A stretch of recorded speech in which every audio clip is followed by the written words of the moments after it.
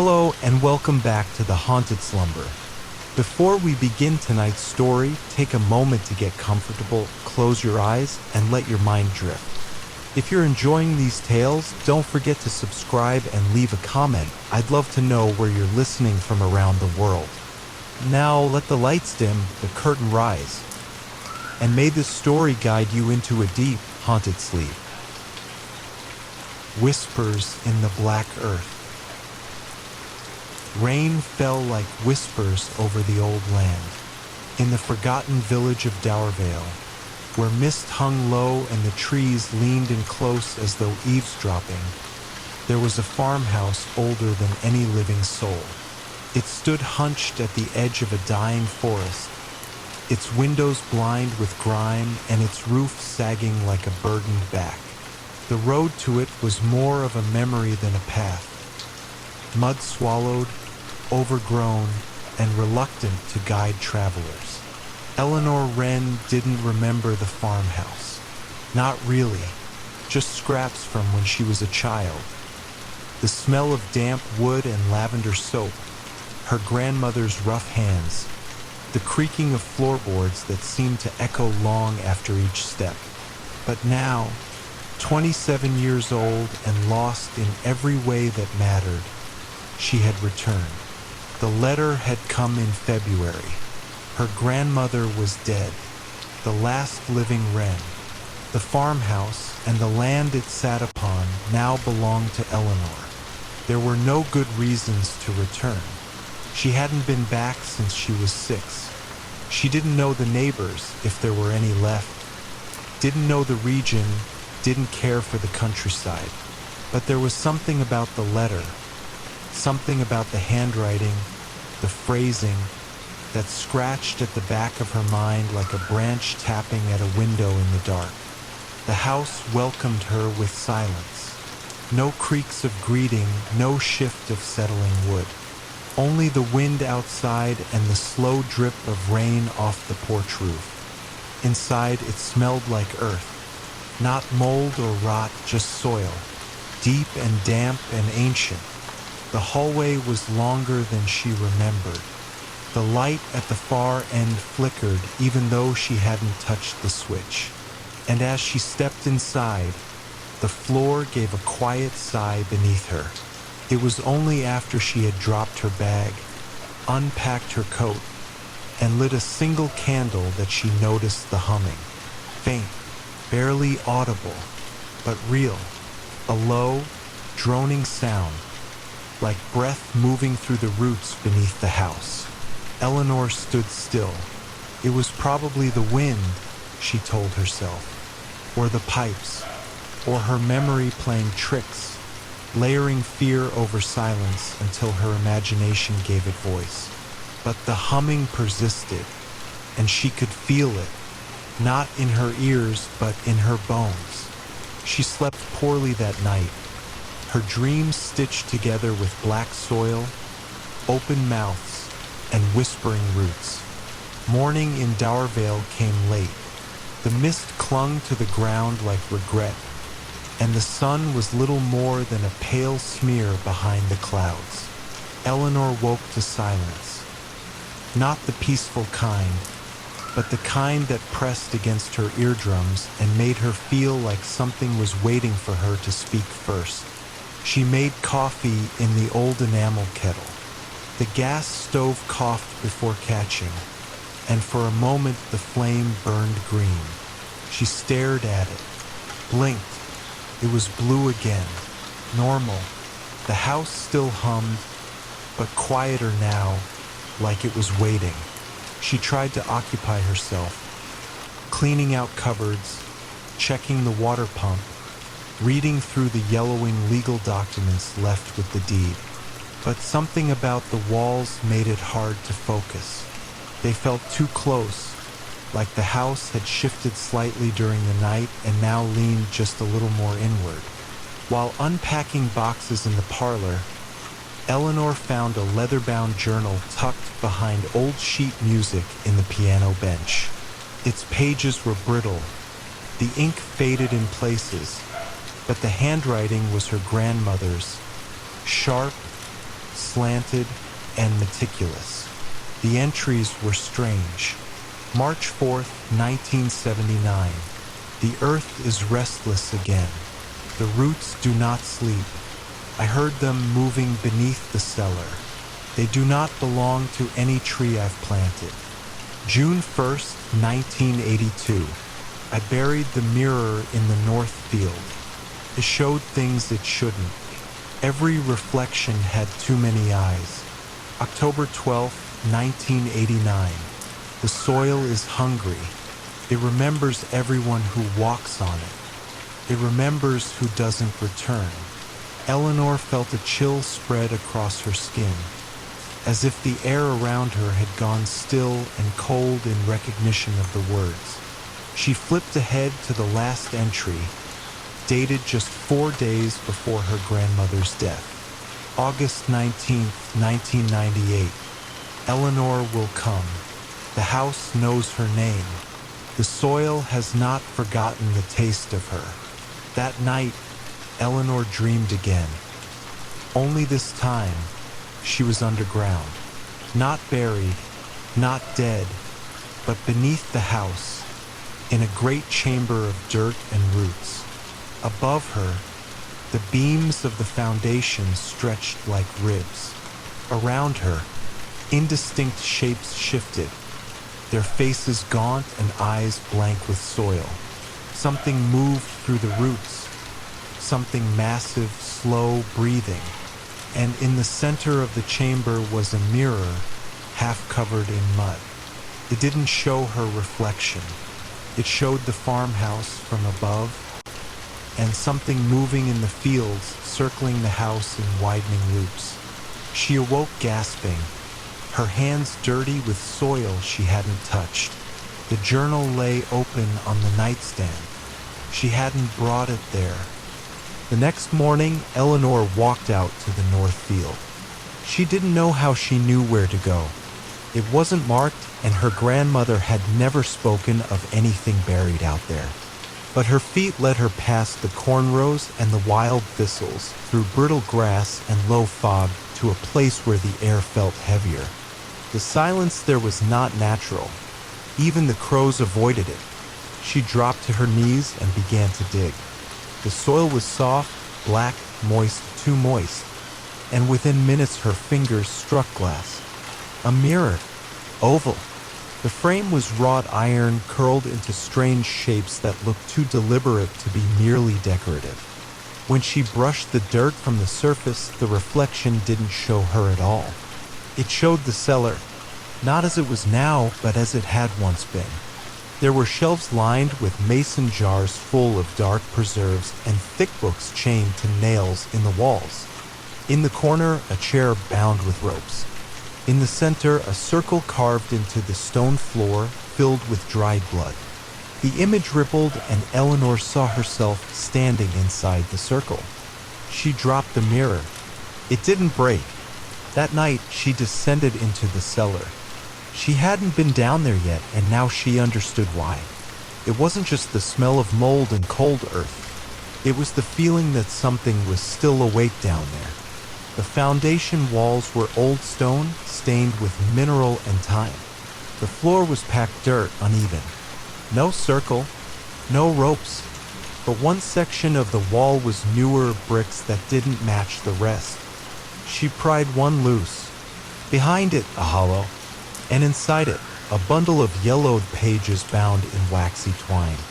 A book, handwritten, ink that shimmered faintly in the candlelight. It wasn't a diary. It was a ritual manual. The title, The Root That Speaks. As she flipped through it, the language shifted between English and something older, harsher. Diagrams of symbols, lists of offerings, instructions for communicating with the deep memory of the soil.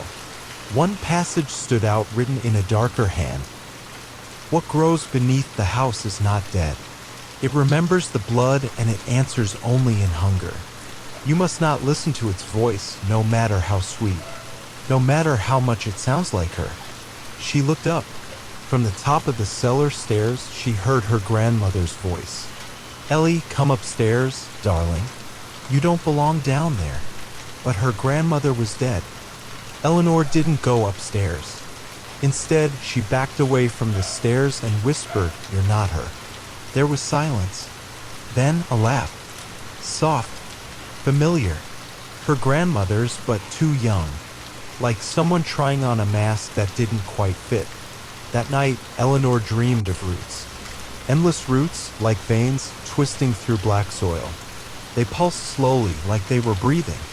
And at the heart of them all, a buried shape curled like a fetus. Not human. Not entirely. But watching. Always watching. She spent the next day studying the book.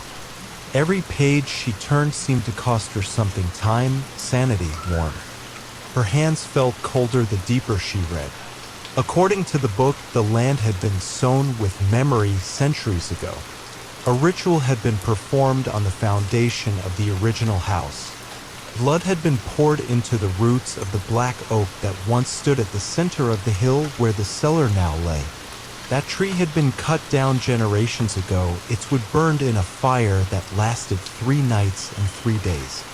But its memory remained. In the earth. In the bones buried beneath the house. One name repeated throughout the book. Avellini. A name she had never heard before, but which filled her with estranged dread.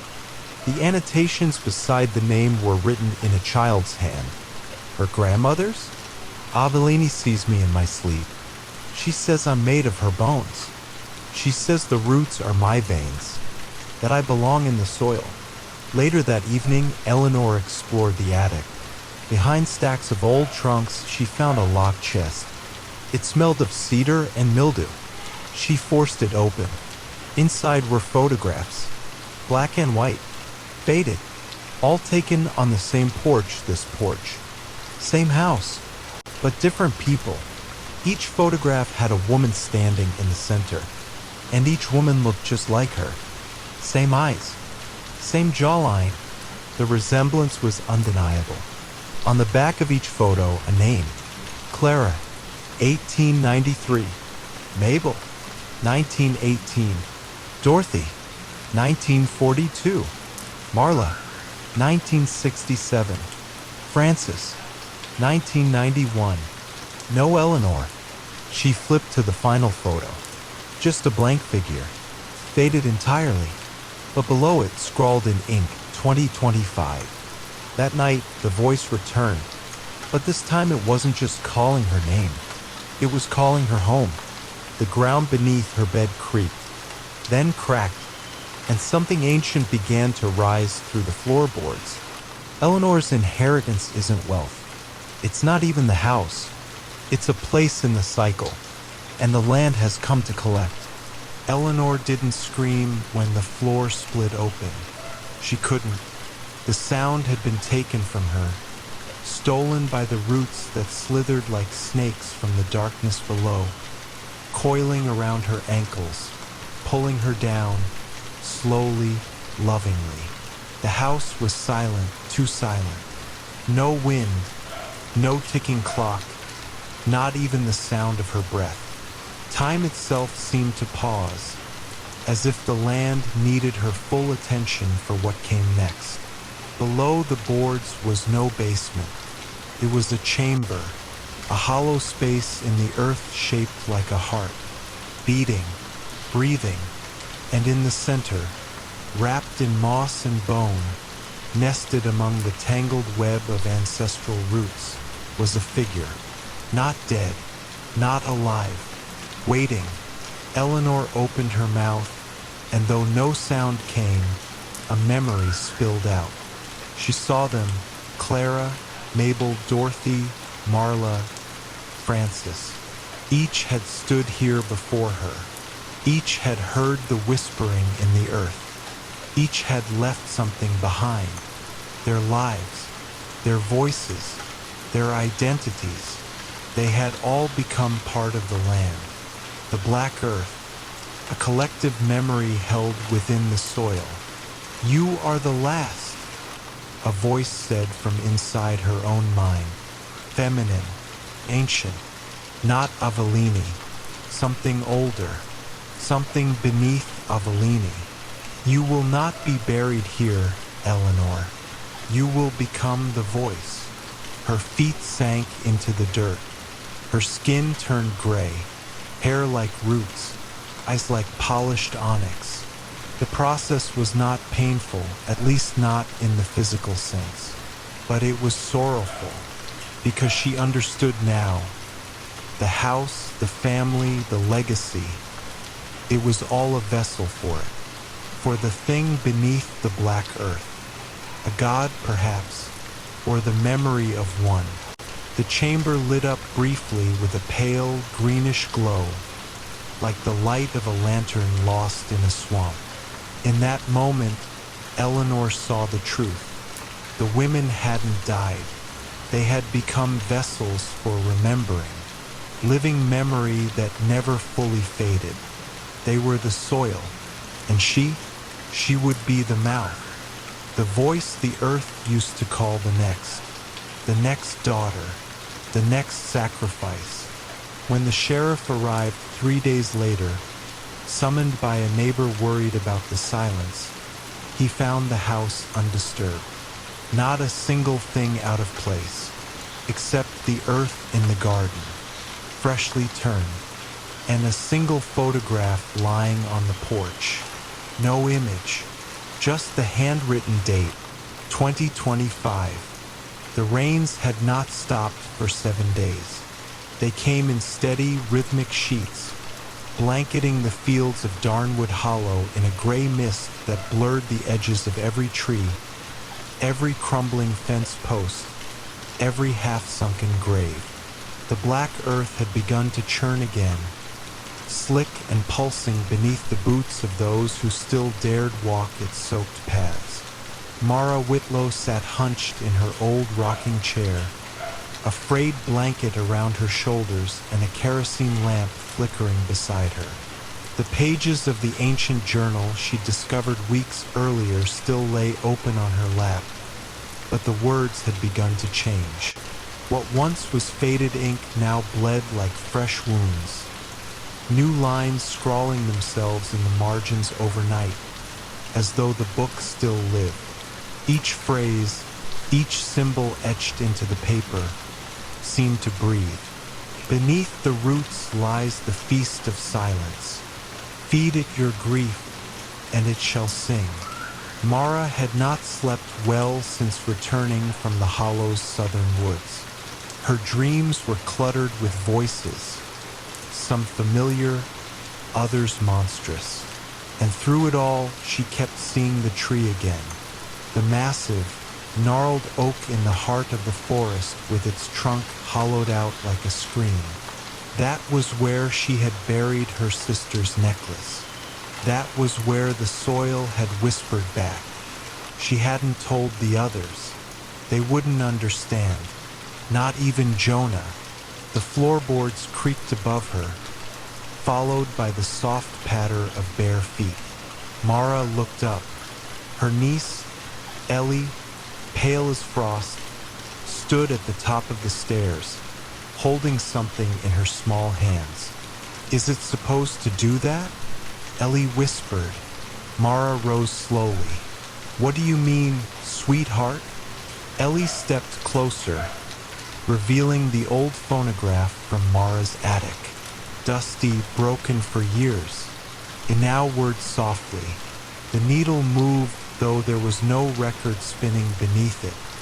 And from the horn, ever so faintly, came the sound of digging. The sound from the phonograph grew louder at night. It wasn't music. Not truly. It was a hollow scraping, rhythmic and wet, as if something dug its way upward through layers of roots and rot, clawing blindly toward the surface. Ellie had taken to sleeping downstairs now, clutching her pillow like a talisman and refusing to speak above a whisper. Mara tried removing the phonograph's horn. It reattached itself by morning.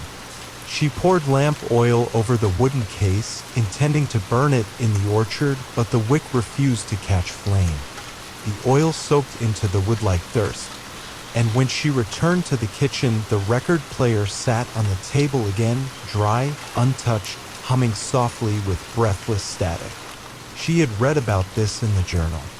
Some relics remember their purpose long after the ones who created them have died. Some are merely vessels, mouths through which the deep things speak. Mara knew now the phonograph was a mouth, and it had begun to listen. That night, she ventured into the woods. The air was heavy with damp moss and a strange metallic tang, like rusted iron underwater. Fireflies hovered low and sluggish.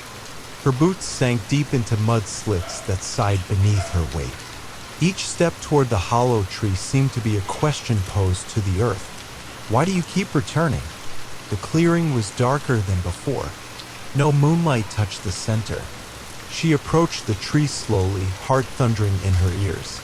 The hollow trunk was no longer empty. Inside, something moved. Slow, rhythmic, breathing. Mara fell to her knees, unable to look away. She saw fragments, bones, ribbons of hair, or roots that twitched with awareness. Then came the whisper, not from the tree, but from within her skull. You brought the offering. Now listen. The whisper didn't fade with the morning. It stayed behind her eyes, curled like smoke in the folds of her thoughts.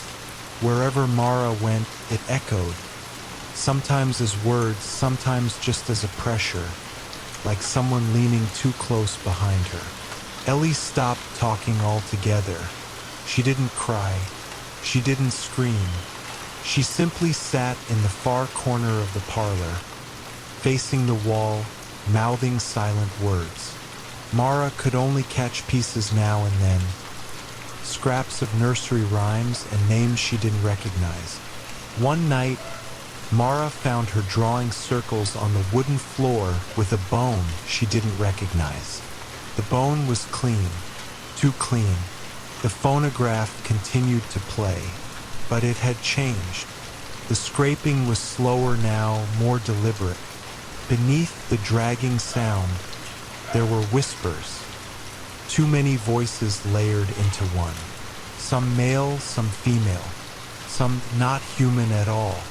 They didn't speak English or anything Mara knew, but she understood them. Not their words, their intent. The phonograph had become a door. Something was reaching through it. Something old. She returned to the hollow tree in daylight, armed with salt, iron nails, and her grandmother's rosary. But the clearing was gone. Trees had grown where there had been none. The path twisted back on itself, no matter how far she walked. She had only one choice left: return to the cellar. The journal spoke of roots beneath the roots, a hidden place below the stonework, older than the farmhouse itself, a place built not by human hands, but shaped by ritual and blood. In the far corner of the cellar, beneath the shelves of canned peaches and rotting burlap, Mara began to dig. It didn't take long to find the latch. A rusted iron ring embedded in the dirt, cold to the touch. She pulled. The floor groaned. A trapdoor rose from the earth, hinges shrieking like dying animals.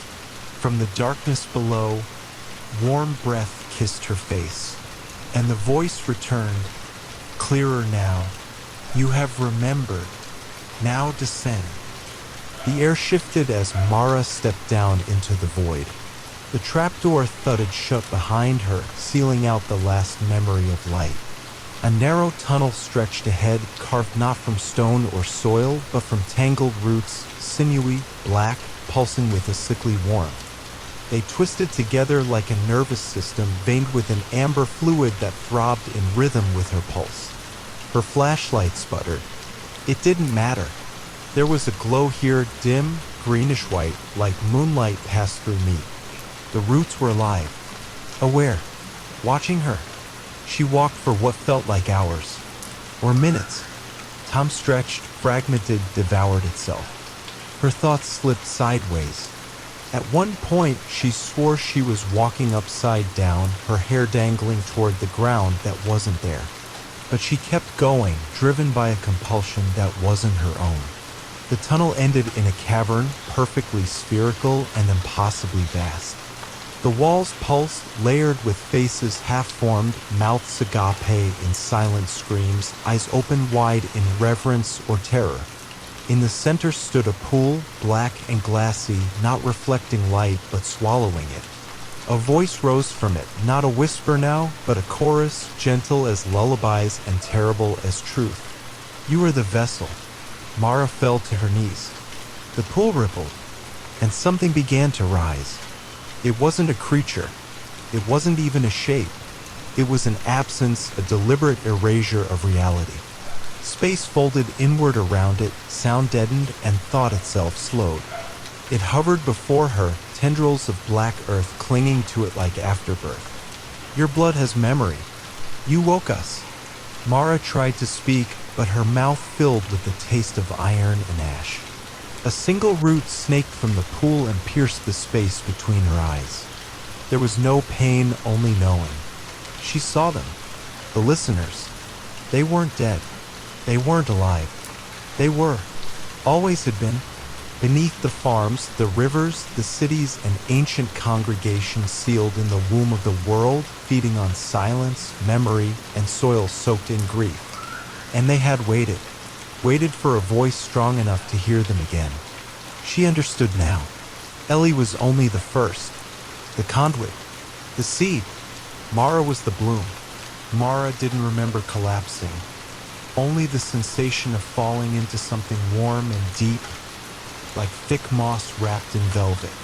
She dreamed, or perhaps remembered, distant lives flickering behind her closed eyes. 1,000 voices whispering in a language she'd never learned but now fully understood. When she awoke, she was no longer underground. She stood in the clearing behind the farmhouse, yet it was not the same. The soil beneath her bare feet pulsed like a heartbeat.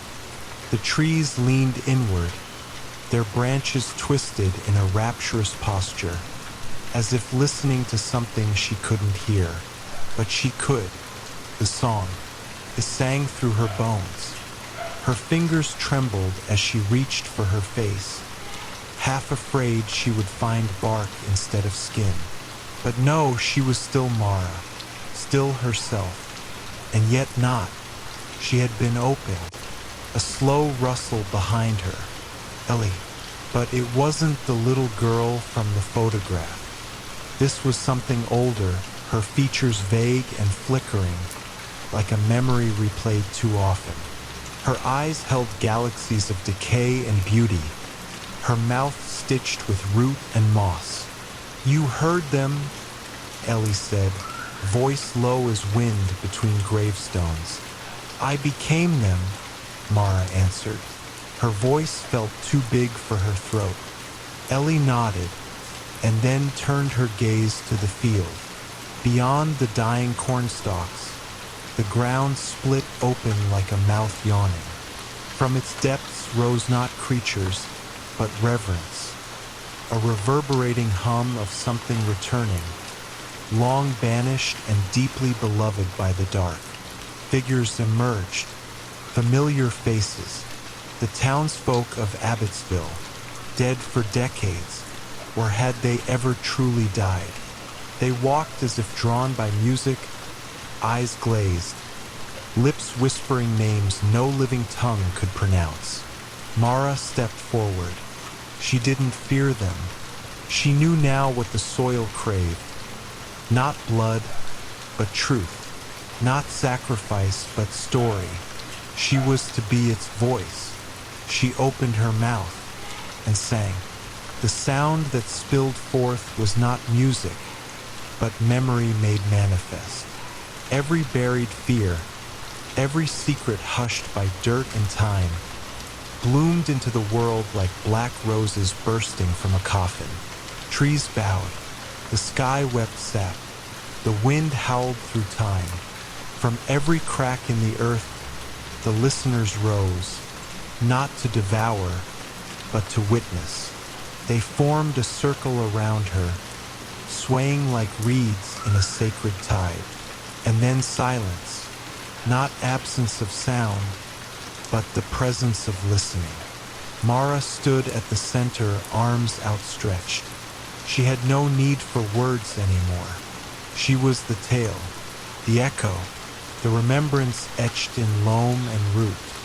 And as the sun cracked the horizon, red, wide, and ancient, the village of Abbotsville bloomed again. But this time it whispered,